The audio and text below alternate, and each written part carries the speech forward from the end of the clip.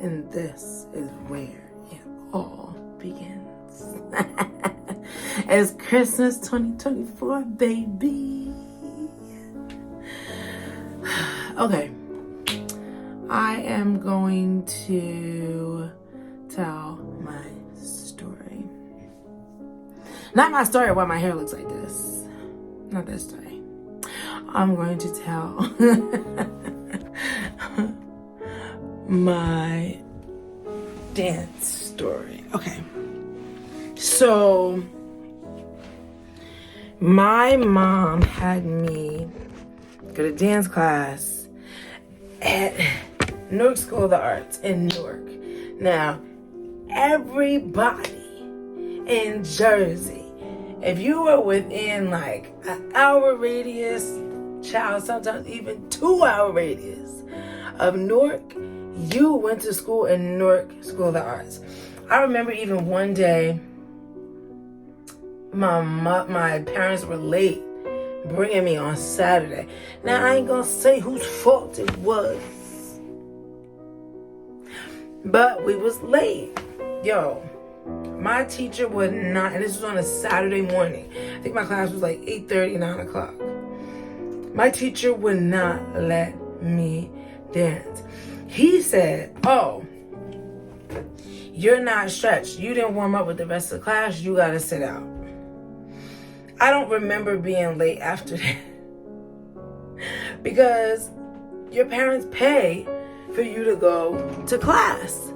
And so if you can't participate because you're late, then that's your fault. You still gotta pay. So from my recollection, I don't remember, I honestly don't remember being late after that. But I do remember that because it was so embarrassing that I could not participate in the rest of class.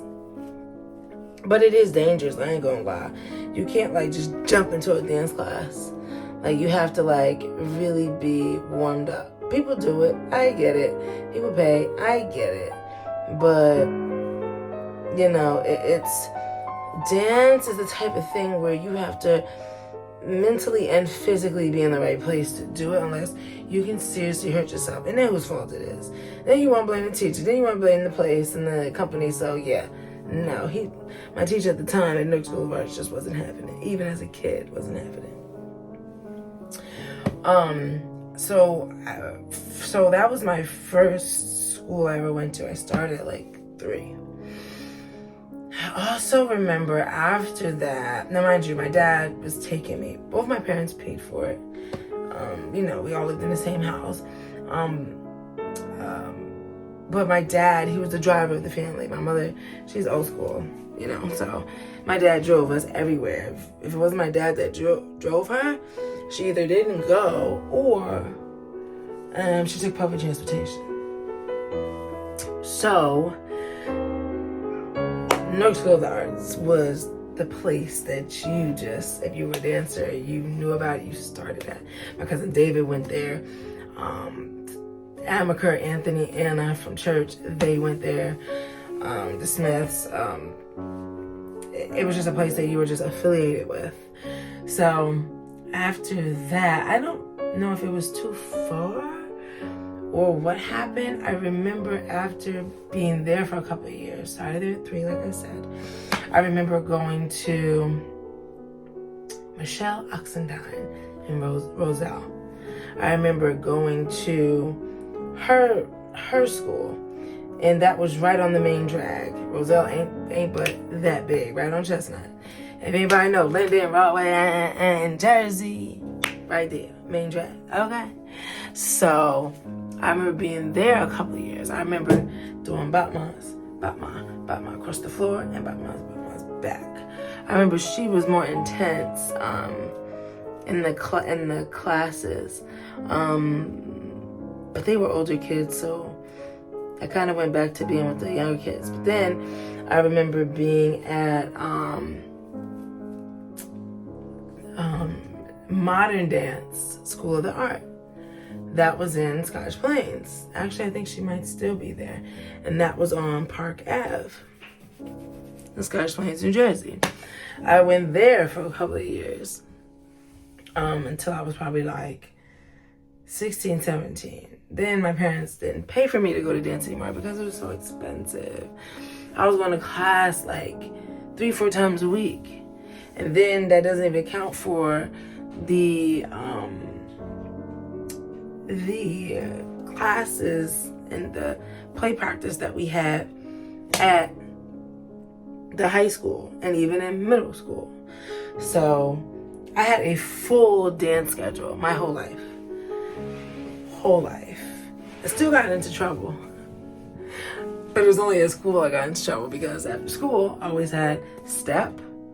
When I was, my storage completely wanted to act like it wanted to be full for some reason. But anywho, so like I was saying, when I was in middle school, the high school allowed us to come over there and do step team. So we did step. That was fire. We did that after school. And then on those days that I couldn't do step, I had regular dance class. So I had a full dance schedule. So once I remember asking Elder Craig about, well, when can I apply to dance? When can I apply to dance? I want to go, once I graduate from high school. And he was like, well, applications and auditions start already. Like I'm asking like around this time, like in December, about going to school in September. They already did that a year ahead of time. So by 18, I went to a county school because, I wasn't prepared.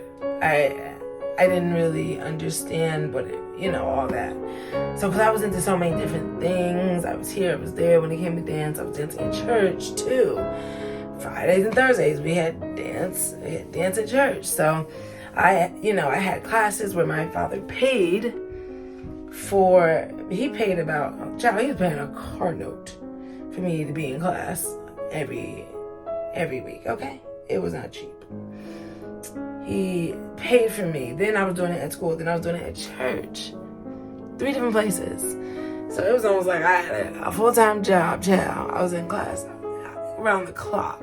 Modern, dance, ballet, hip-hop, jazz, you name it. My friend, he used to do ballroom dance coming up. I never did that. But child, if you could cut a step, you could do any dance, especially if your foundation is ballet. But anyhow, so I got myself together. I wanted to go to the dance department at Rutgers. So I took the summer dance intensive at Rutgers. And I also started taking classes at Broadway Dance Center in New York. I was like 17, and my parents after a while would let me just go on my own. Because, 16, 17, they didn't trust me to go to the mall though. But they would trust me to go to New York to go to dance class by myself. Okay. So, but I still wasn't prepared to be in the dance department for Rutgers when I auditioned. So I auditioned for Mason Girls 3 times. And I took their summer intensives because anybody that's matriculated in their department or not matriculated, whether they go to school or not, can attend. So I ended up going for a week when I was in school, like my last year. I was like, let me just see how it is, even though I'm not prepared. I'm like, let me just see how it is. Maybe I am, but I wasn't. For something that's so serious as dance, you really can't just take an intensive or a master class and think that you're equipped for being amongst professionals who do it every day. So I just kept at it. I applied for the Rutgers Dance Department once, didn't get in. I applied twice, didn't get in. I applied that third time. Now, by this time, I had started taking classes consistently at Broadway Dance Center, Alvin Ailey. They didn't have YouTube back then. So it wasn't like I could just turn on a video and, see people dancing and pick up and cut a step in. No. This is stuff that you had to pay for or get a scholarship for. Then I started,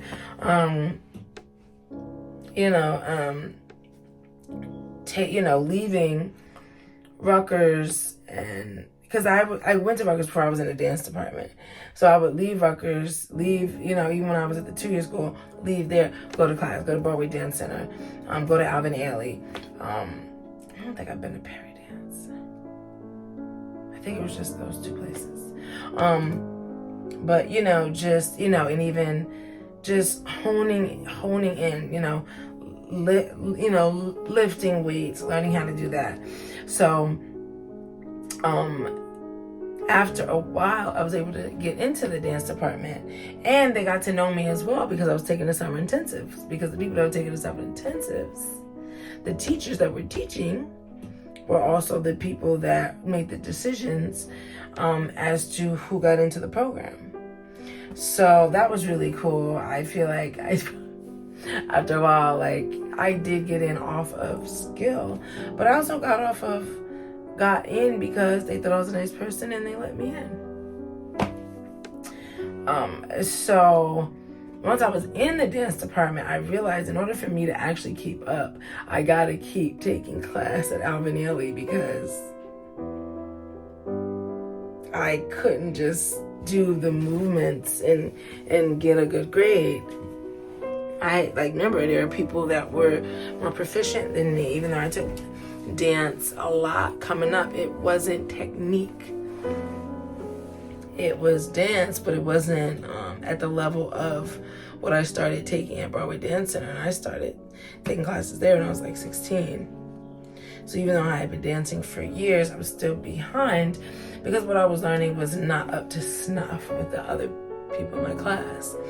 So I started inching my way and getting neck and neck with everyone because I started working out Monday, Wednesday, Friday, routine, taking class in the morning, taking jazz, taking hip hop, taking every class I could find. But the basis that I was taking was ballet. I made sure I took ballet at Rutgers and even at Alvin Ailey, basically, overall.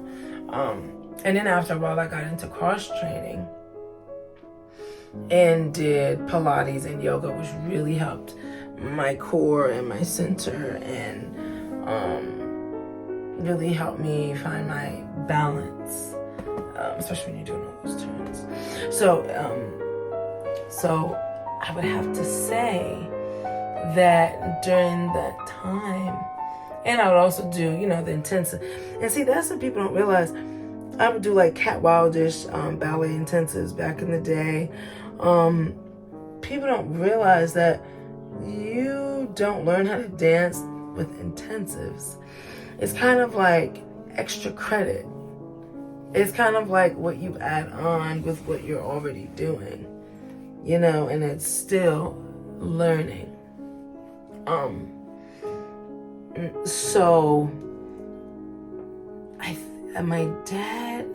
once I graduated from Rutgers, from the dance department in 2013, I was like, okay, I am going to see if I can dance for the NBA dance teams. That did not happen.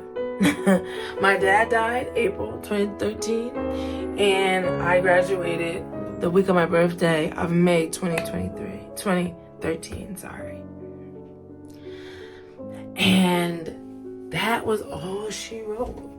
I took classes here and there, but it wasn't as consistent as when my dad was alive. Mind you, when I was taking dance classes, when I was going there, most of those times I had the support of my father. And once he died, a month before I graduated, I didn't cry at his funeral, but it had a huge effect on me. It broke me. And didn't realize it until I went to California and I talked to my cousin, and he was asking me about it. He was like, so what was, he was like, I don't even know how we got on the topic, but my cousin Derek was like, oh, well, what was the goal? Like, you went to college, you studied dance, you learned a great art form. That's great. But what actually was the goal? And the conversation stopped because there were so many moving things. Like, there's so many other things happening that I didn't have time to answer him, but I thought about it and it stuck with me. And I remember having a conversation with my friend Mo, and he said to me, the conversation came up again. I was like, yeah, I went to college for dance, but I never used it. And he was like, well, I understand. He was like, life happens, things happen, and, if you don't want to use it, you don't have to. And he was like, it's okay.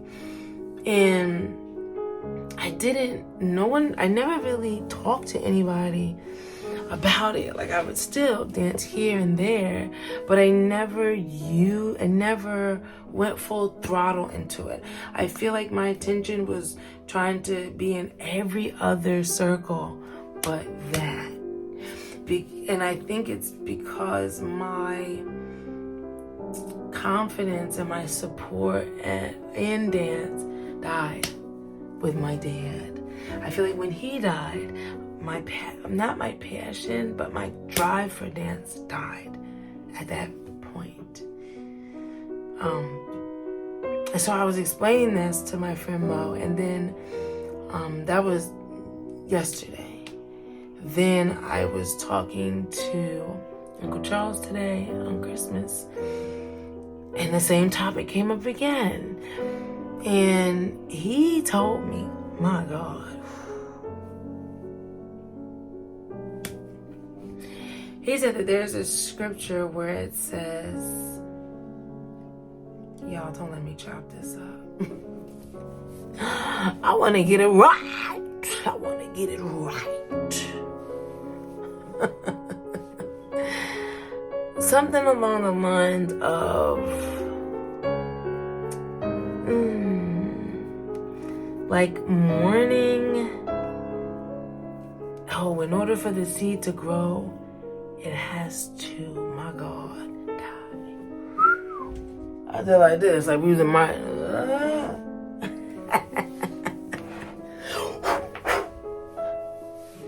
But he began to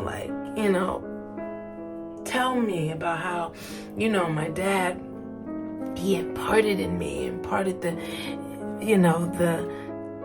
dance, dance in me. Which, my dad used to be a musician, and he used to be on the stage and do backup, play instruments for John Coltrane back in the day. His name is in a book. If you looked up his name, you'll see it. What's his name? Howard Walker at the time. Howard Walker, you'll see it. And,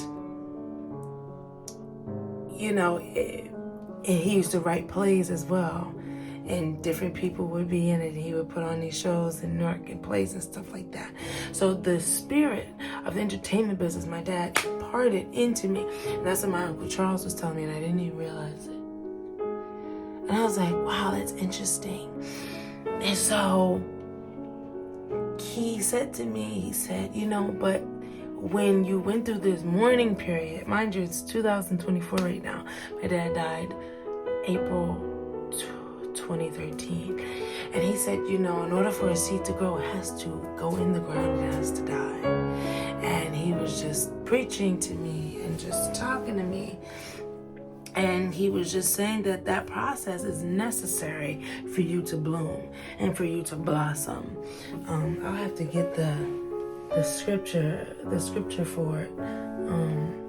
But he was just saying that is all a part of the process, because the things that happened to me during those 11 years was making me strong. It was molding me. it was breakup after breakup after breakup, but it made me forward tough. Actually, that car don't even got nothing on me, baby. Forward tough. So, he was just telling me that, right? So we were talking or whatever, and I was like, okay, it's Christmas. Let me, everybody doesn't get together because everybody lives in different places. I'm like, okay, let me call my cousin Derek because, I want still the spirit. Like, I call all my cousins on holidays because we can't all get together because everybody lives, apart. So I called cousin Derek, and then everybody spoke to him. And then I spoke to him last, and he was telling me, he was like, do you remember? I told him the conversation that I had with Uncle Charles. So think about that. I'm telling my friend Mo about he's asking me about myself. And then I'm telling Uncle Charles about the conversation I had with Mo. And then I'm telling cousin Derek about the conversation I had with our Uncle Charles. So it's just one to the next. So he said to me, well, do you remember the movie The Matrix? And I was like, yeah. And he was like, there's a part in there where it says, where I think Trinity, where she was like running, she was running. Might have been the first one. I'm not sure. I can't remember. But he was like, do you remember when I think she was like down and the enemy was coming? I'm paraphrasing. Some of these details might be a little wrong because I know there's Matrix people that out there. So I don't want to chop it up. It might be, but please forgive me. But he was saying that there was a scene where the enemy was coming to attack her, and she spoke to herself, and she said, "Get up, Trinity, get up." And she was talking to herself, and he began to tell me that, get up. It's your time to get up. And so between what cousin Derek was saying, what my Uncle Charles was saying, even what my friend Mo was saying, I was like, you know what? This is my time. The mourning is over. I'm built for it tough. I'm built for it now. My cousin Derek was like, get in public. Get in the public. It's time now. You can use your gift. You could change the atmosphere. He said, and one thing that he said that there's dances that we have not even seen yet. This world hasn't even tapped into yet. I didn't even think about that. He said, allow the Lord to use you. Ask him. And I just thought that all these different things I was hearing, mind you, I've heard, and my friend, I didn't tell you, my friend Mo was like, yeah, you can do a dance studio. You could charge people a monthly, just like how my parents paid for me monthly. And, it wasn't a waste because it kept me off the street, kept me from getting pregnant at an early age. And it's something that I'm still using over 20 years from now. And Uncle Charles said, yeah, that's what your father imparted into you. And it's a legacy that you can continue for generations to come. And it's just all these different things that I'm hearing from all these great men in my family and that I'm friends with. And I wanted to tell my dance testimony because I feel as if it's something that will help other people. It's helping me to even tell my dance testimony and to tell my story because, I'm older now. I'm 36. I'm bigger now. And I feel as if I want to have a dance career. Now, mind you, a lot of my friends, They're like retired now. They're like, hey, I'm starting a family. I'm done. But, you know, while I was mourning, they were dancing. I danced here and there, but, you know, they danced on Broadway. They toured. They did a whole bunch of things. And even though I'm older now, I feel as if it's my time now. It's not about age, like my cousin Derek said. It's about when it's your time, and it's my time now. I was like, oh, well, what business can I do? What can I come up with and do? And Uncle Charles said, hey, why don't you? He just randomly said it, and that's how we started talking. He said, you ever thought about starting your dance business? If you ask the Lord, He will give you an answer. So, this is my dance testimony.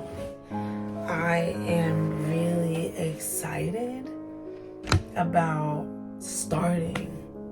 I changed my Facebook, but I don't see it. Because my Facebook is supposed to be Malika Said Dance. But I changed everything to my first name, last name, Dance. Malika Said Dance. Malika Said is my real name. Okay. It's not a joke. It's not a stage name. It's my name, baby. So it's something that I want to start. I have so many different, like, preconceived notions of how my body looks, how I feel. I don't feel adequate in my body because I had a baby 19 months ago, you know, and before that I was pregnant for 9 months, you know, I feel fat, I feel sloppy, you know, and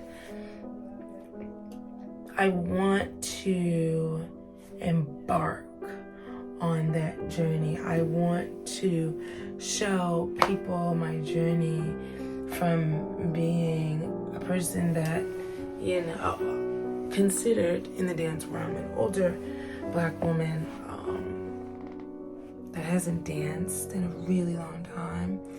And I want to transition to becoming a professional dancer and looking like one, and teach at the same time. I don't know how that's going to happen, but I am being open.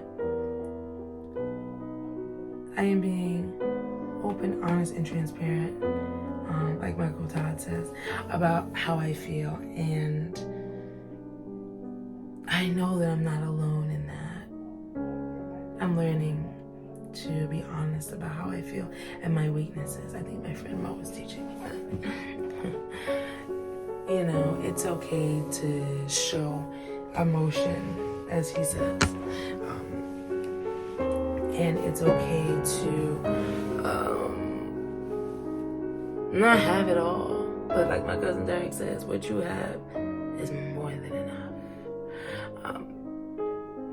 And I am clear on what I want to do. And I'm clear on where I want to go. And I'm really, really excited about it.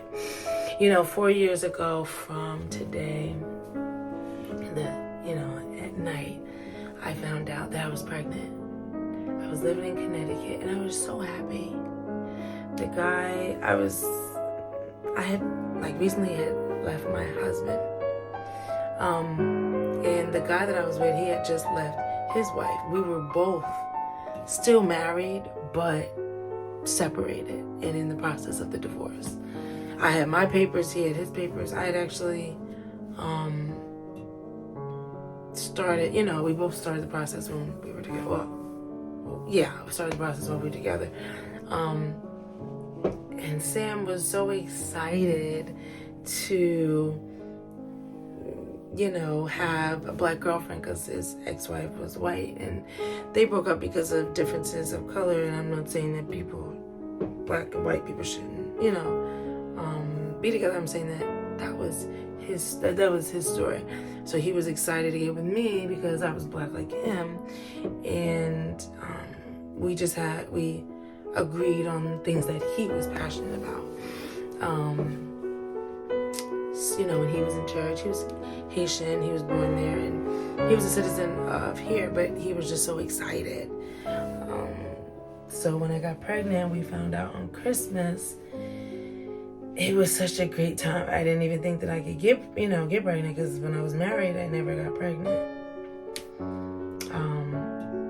But a month after that, I ended up having a miscarriage. And that was devastating. I remember doing a delivery in Best Buy in Jersey. And I just felt funny. So I went to the bathroom and I noticed I was bleeding. And I called him. And I went to the hospital, and that was all she wrote.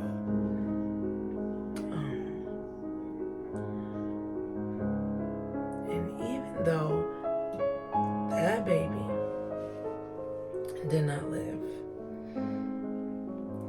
I am just so happy that today this baby will live. This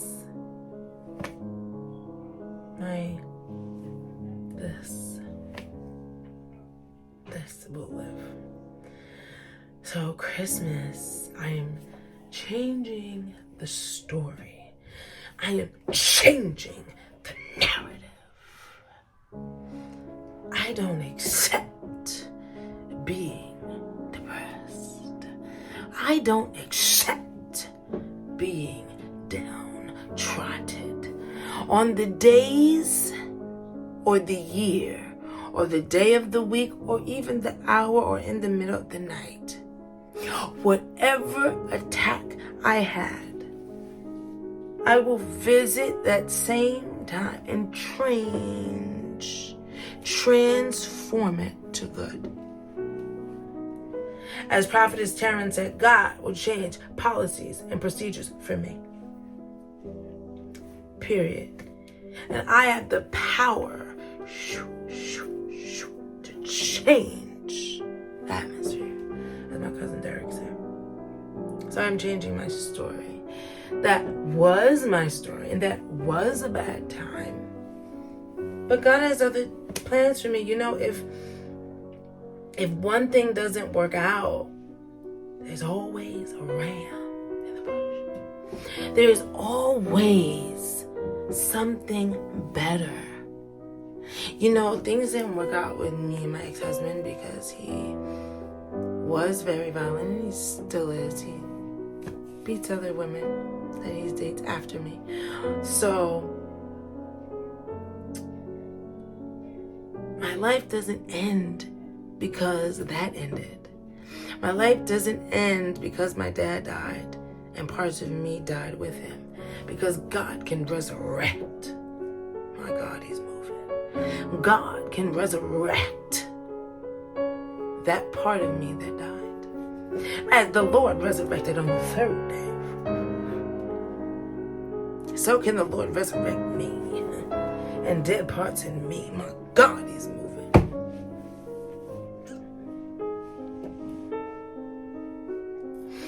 So I am just really excited for this Christmas dance testimony. My God, is moving. Christmas 2024, child. This is amazing.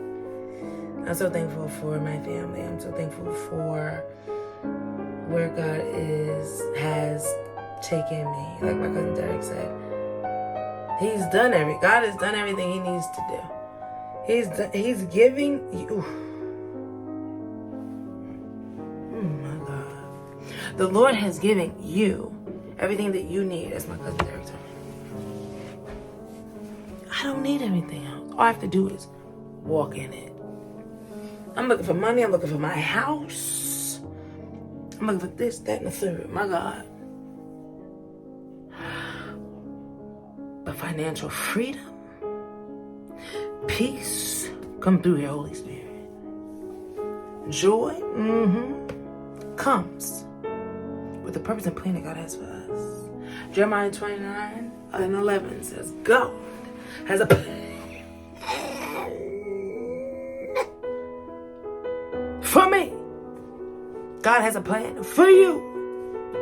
Everything on earth, every person has a purpose. So if that's the case, then it's not necessarily your job to find out what it is. It is your job, because you can't really find things on your own. You have to ask the Lord and allow him to reveal it to you. And just walk in it. And just say, I have it already. I'm walking in my purpose. Like Uncle Charles said, even when you're in mourning or when you're still and you're like in the process of, I'm confused, I don't know what's happening, and I don't know where to go. Things are happening. Things are shifting. My God, he's moving. So you have to trust that you're walking in it. Things have to die for them to come alive. See, people don't read their Bible. Or maybe they've reading it and they don't believe it.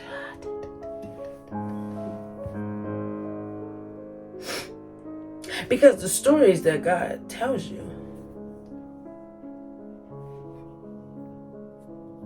people don't realize it's what you all experienced. Jonah in the belly of the whale. They cannot believe it if they want to. But guess what? What is being in the belly of a whale? Belly, center, whale, monster, big. Jonah, person. Someone is in the center of something big and can't get out. Trust me, in this lifetime, that will happen to you. So you can believe that. You cannot believe that story if you want to. But I seen Finding Nemo.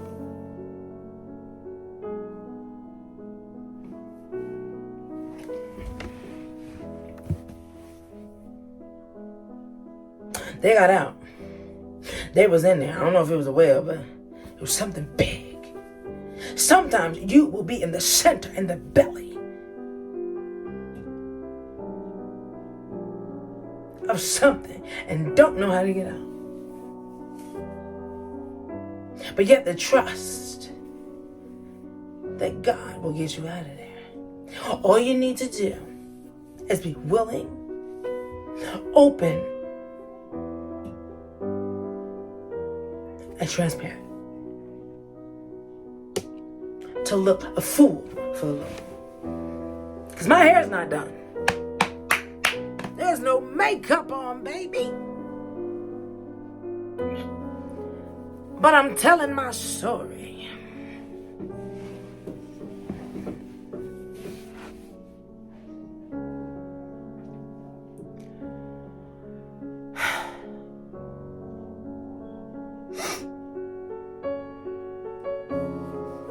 I'm just praising God for the increase. I should have did this on Twitch.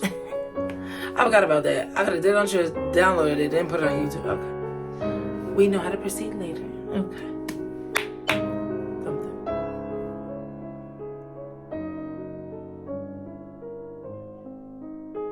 So that's my only schmeal. I thank y'all for listening to me. Dance will be coming soon. Dance will be coming soon.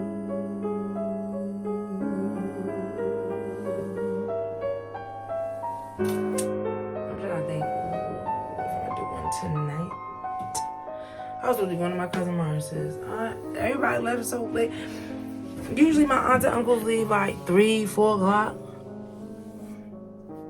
The latest 6, they left like 10 o'clock p.m.